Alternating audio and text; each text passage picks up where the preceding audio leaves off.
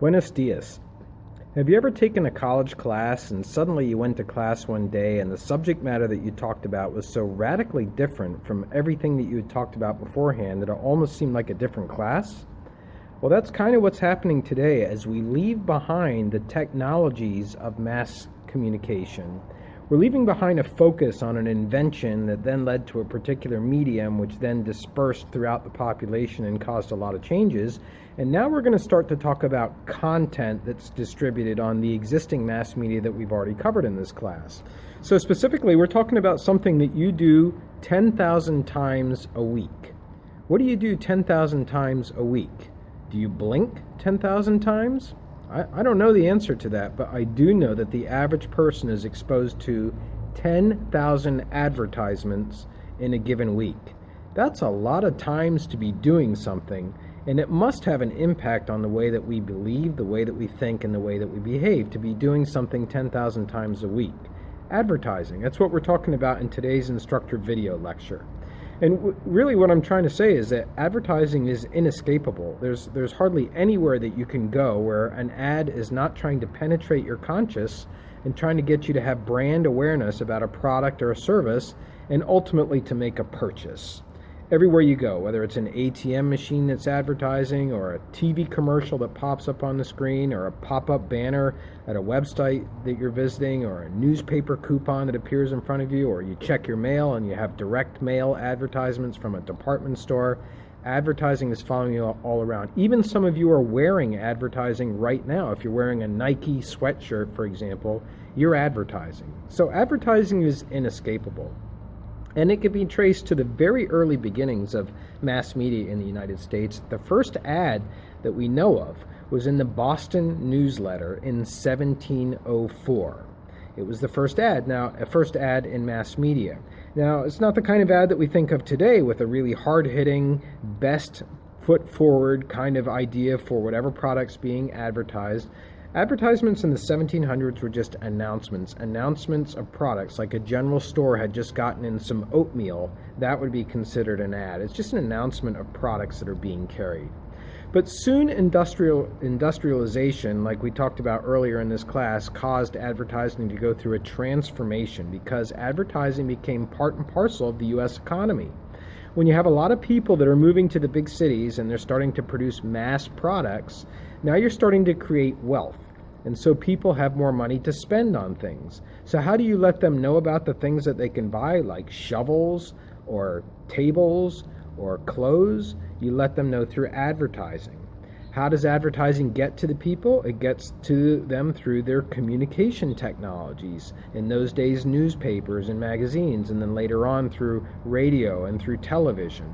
So advertising grows up with the mass production of products. Advertising grows up with industrialization, and it becomes a kind of mass advertising of products. It's part and parcel to industrialization in our country, as is the growth of brands during this time period. The idea that you can do a lot better for your company if you get the product that you're selling to be associated with an image and with a certain name that brings up a credibility to it, like Quaker Oats. It's one of the oldest products that we have in this country. Even if you're not an oatmeal eater, you know about Quaker Oats, and you know that it has a stereotypical Quaker person that's on the front of that cardboard carton that you can buy in a store that's shaped like a cylinder. And the Quaker looks so hearty and looks so wholesome. And a Quaker is a person who's known as a person in a religion that's known not for taking advantage of people, and it's not in your face. So this very kind of imagery is one of the very first brands that we saw. A brand is a way of identifying a product in a person's mind. And I have a friend who lives in Sweden, and he says that an advertiser's objective is to own a piece of your mind. And that's what a brand kind of does. If you go to purchase a computer, are you comfortable without having an Intel chip inside of that computer? Or does Intel own a piece of your mind by their branding? So now we're going to talk about how the media in the United States from very early on were advertising supported media. They didn't grow up like they did in many other countries as public media supported by the government, paid for by the government, funded by the government. We have a little bit of that in this country through PBS and NPR, but almost all of our media are advertising media. And if you go up through your TV channel and you click, Almost every channel you're coming to is an ad-based channel, and many times you're landing in the middle of an advertisement as opposed to the content of a TV show itself. So that's how common advertising is. And the very first media in our country to adopt advertising, as we noted, was a newspaper, but the penny press really accelerated the idea that advertisers could pay for the paper and bring down the cost of the paper down to 1 penny. We've already studied that when we studied newspapers. We also made mention that magazines started out a little bit uneasy with advertising. They weren't as quick to adopt advertising as newspapers, but eventually magazines became advertising-based media, and today, as you know, especially if you're a female reading females magazines, it takes you like 15 pages of flipping through a magazine before you can even get to the table of contents. That's how prominent advertising is in magazines. Radio experimented a little bit with a toll on radio and a tax on radio, but it quickly gave up on that idea and went exclusively over to advertising as a means to fund radio, or almost exclusively, except for NPR radio stations. Television from the very beginning was an advertising-based medium, and today it's so advertising-based that we have advertising channels like QVC, or we have infomercials that are a complete 1/2 hour of straight advertising for some utensil that you'll use in your kitchen. TV and advertising very much go together. There are different kinds of ads. There are consumer ads. Consumer ads try to get you to go into a local store. So even if it's a national product like McDonald's, they're trying to get you to go in and try the latest value meal or the latest Happy Meal or whatever product it is that they're featuring. They're trying to get you to go to that local McDonald's store. It's a consumer ad. Then there's also advocacy ads. Advocacy ads are trying to affect your opinion. Most often they're political. They're trying to get you to take a particular position, like don't let your gun rights be taken away, or make sure that Pennsylvania jobs are not lost because of new taxes placed on fracking. Those are two kinds of advocacy ads, or advocacy ad areas, where you will see ads put together by consumer groups and or political groups and or social groups trying to get you to change your opinion, which down the line will affect some companies' businesses, some companies' profits. For example, if a tax was put on fracking, the companies that come in and extract that natural gas, that's what fracking is all about, those companies will pay a heavier fee, so there will be a loss of revenue for them. And so they will be behind an advocacy ad campaign, or they could potentially be behind that kind of an advocacy ad campaign. Yet another kind of an ad, I don't really agree with the name ad, but it is a kind of, I guess, form of ad, is a public service announcement to try and get people, for example, to drink more milk. Those are very common public service announcement ads. Not to be bullied at school, those kinds of public service announcement ads you can hear geared towards children. It's not for profit, those kinds of ads. They are to help people make a better change in society that is reflected within the way that they think of themselves. There's also trade ads. Trade ads we discussed before. We discussed trade magazines when we talked about magazines. Trade ads are ads that go between one business to another business. Like Office Max may advertise office furniture to a company like Intel, to go back to that company, because the company Intel is going to need to be furnishing offices all the time, especially if it's in expansion mode, and so you have a business-to-business ad there. Now let's go into the ad business and describe what that is all about. That has grown up as a multi-million and multi-billion-dollar business with monstrous companies, just like we studied media conglomerates for the other media companies in this class. In the advertising business, you have many different components. You've got the client. This is the business that wants to advertise their products, whether it's a cell phone company or an insurance company or, again, a clothing manufacturer. They want to find a place where they can get their ads to consumers who will then come into their stores and make the purchases. So they have to go through the next component of the advertising business, which is an ad agency. Now, not all businesses hire ad agencies, but the really big national chains do, McDonald's, Geico, etc. They will go to an ad agency and they'll say, we want to get to an audience of 18 to 35-year-old males. How can we do that? And that's when the ad agency says, okay, we need to purchase advertising time on these radio stations, because these radio stations in Philadelphia and Atlanta and Houston and Miami, they are the stations that those males are listening to. So those are the stations that we want to get to. And they'll do the same for newspapers and magazines and also television programs and the internet as well. So that's the second component, is the ad agency. And then you have the media that the ads are running on, and they include the media that we've studied in this class: newspapers, radio, TV, magazines. They also include the internet. And then there's other media too, which we haven't talked about, like outdoor billboards, or bus benches in big cities, or the interior of subway systems, or bus systems inside the cars as passengers are sitting and riding. The electronic marquees that are outside of malls. When you go to the shore, the airplanes that fly over with the banners. This is the next component of the advertising industry to be considered. It's the media, or the medium, that carries a particular ad message. And then finally we have the audience, also known as consumers. And there's kind of a cynical saying in academia when you talk about advertising. You say that what's being purchased is not really ad time.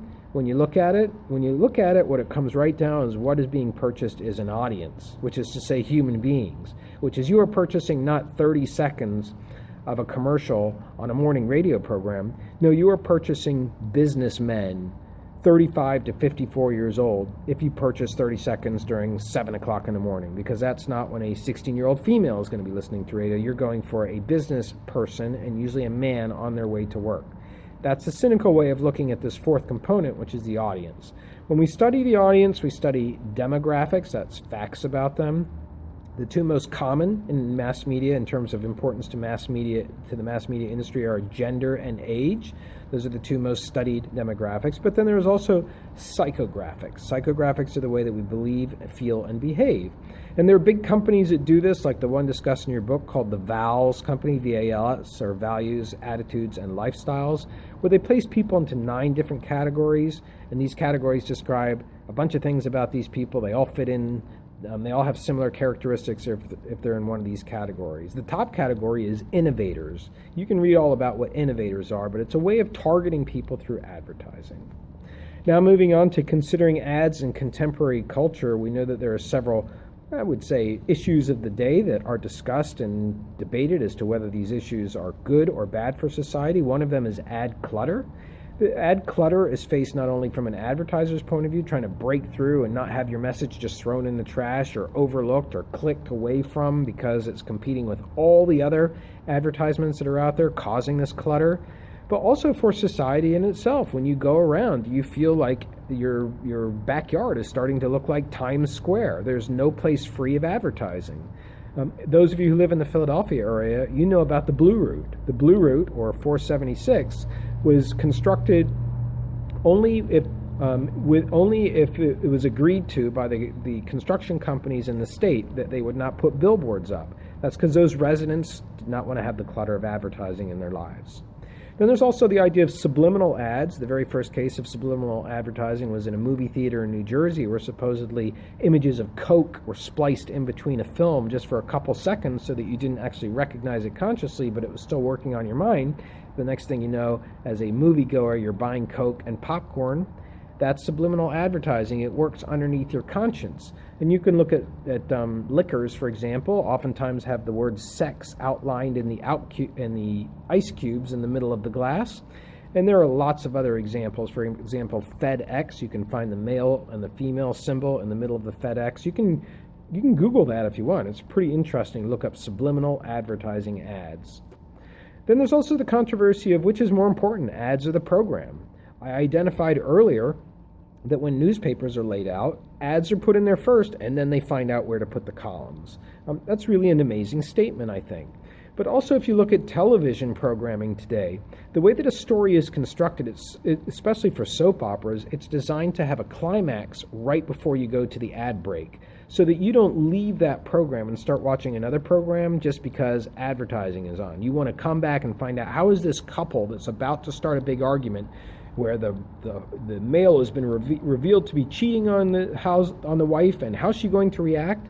That's all because the plot is being structured around the advertising. So there's a lot of question about what's more important. Is it the content? Is it the programming? Or is it the ad? And then finally, there's ads and children. And we have a lot of complaints in our society, especially by parents, about the temptations that go towards children. And if you've ever had to be around young children and take them through a grocery store, it's a nightmare to get through the checkout stand and not have them wanting to grab things that they have seen in commercials and just really are tempted by naturally. And so advertising goes out towards kids all the time to pressure them to purchase their parents into purchasing cereals or video games or whatever it is. Some countries like Sweden, for example, have actually said this is immoral, and we're going to make it illegal to target children or use children in ads with advertising. Now, where is advertising heading in the future? Well, we know that it's headed towards integrated marketing for one. Integrated marketing is using every manner of speaking that you know of to get out an ad. So Denny's restaurant is talked about in your book. Denny's restaurant is having a menu, which is also advertised on radio, which is also tweeted about on Twitter, which is also part of a coupon. This is a way of integrating several different dimensions of getting a product out. No longer can you just say, I'm going to make a buy, which is how the terminology is expressed, a buy on radio, and then hope that that's going to get people into my hardware store, my vacuum shop, or whatever it is. No, you have to use integrated marketing today, many different means of getting that message out. We also know that ads will continue in the direction of mobile ads. There's a lot of advantages, as the book describes, to having an ad placed on a cell phone. The cell phone is always on. It's not like a billboard, which when it's nighttime, you can't see it. It's not like a radio program. When you're not in the car and not driving, you're not listening to radio. People have their cell phones with them all the time. So getting the ads to appear on the home screen is going to be an objective that you'll see advertisers pursuing more and more. And certainly you see this when you go to download apps for Droid phones. You'll find that you're constantly having to download an advertising banner that rides at the bottom of those apps as well. And finally, we come to the idea of product placement. Product placement started to combat TiVo and Netflix and HBO and all those other kinds of delivery systems of media where you can avoid watching advertising or being exposed to advertising. Product placement now embeds the product within the content so that you can't get away from it. It's not separated by, now we're going to take an ad break. It's not separated by flipping a page. It's part of the programming. It's part of the content. Jurassic Park, the film this summer, is full of product placement. Mercedes-Benz has a car that it purchased to be inside of this movie so that it specifically would be advertised during the movie, and people would see it as more of a natural use of a product rather than a car that's shown in a showroom during an ad. We're seeing more and more product placement in movies and television shows. And the question is, where are we going to start to see this in terms of social media and the kinds of posts that people are making? I think we're already seeing it. I have friends that post that they like the Pampered Chef, for example. Well, it's an example, in a way, of product placement within Facebook if they are involved in selling products that are part of Pampered Chef. That's where we're headed with advertising. So that'll wrap up today's instructor video on advertising. Have a great day.